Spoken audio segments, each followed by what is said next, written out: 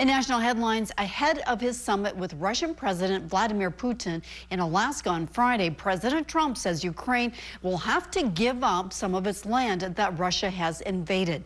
National correspondent Atra El-Nashar brings us the latest. Days before he meets with Russia's president for what President Trump calls a feel-out meeting seeking to end the war in Ukraine, the leader of the free world seeming to make concessions on Ukraine's behalf. There'll be some land swapping going on. I know that through Russia and through conversations with everybody to the good, for the good of Ukraine. Good stuff, not bad stuff. Also, some bad stuff.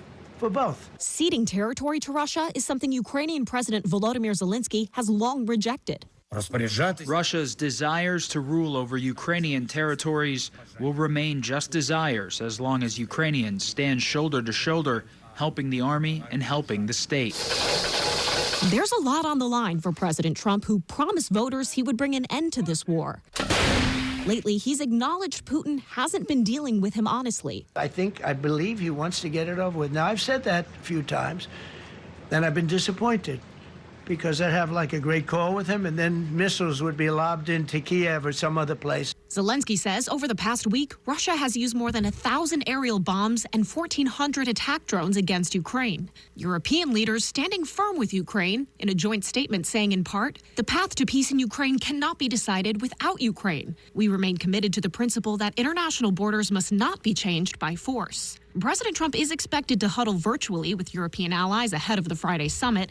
He says he'll also call them minutes after his meeting with Putin ends. And I'm going to tell him what kind of a deal. I'm not going to make a deal. It's not up to me to make a deal. The president shutting down speculation Zelensky could join them in Alaska. I would say he could go, but he's gone to a lot of meetings. You know, he's been there for 3.5 years. Nothing happened. Already looking to future summits. The next meeting will be with Zelensky and Putin, or Zelensky and Putin and me. I'll be there if they need. For now, the world waits for Friday, when two of the world's most powerful men gather in the Arctic, their first face-to-face meeting in more than 7 years. I'm Atra El-Nashar reporting.